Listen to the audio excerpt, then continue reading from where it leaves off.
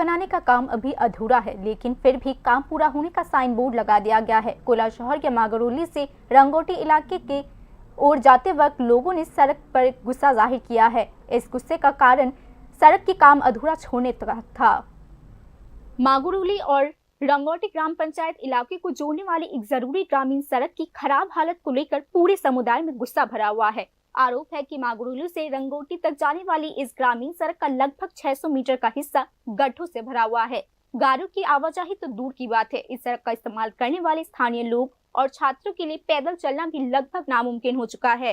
हालांकि सड़क बनाने वाले कुछ काम एक खास हिस्से पर किया गया था, लेकिन उसके आगे के हिस्से में अभी भी पत्थर या कंक्रीट का कोई पक्का निर्माण नहीं किया गया है।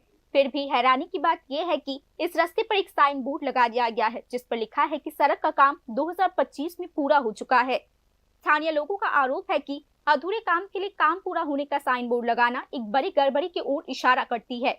इसके अलावा लोग शिकायत कर रहे हैं कि जब भी वे सड़क की मरम्मत के लिए पंचायत अधिकारियों से संपर्क करते हैं तो उन्हें ये बताकर बहाना बनाकर टाल दिया जाता है कि उनके पास कोई फंड उपलब्ध नहीं है।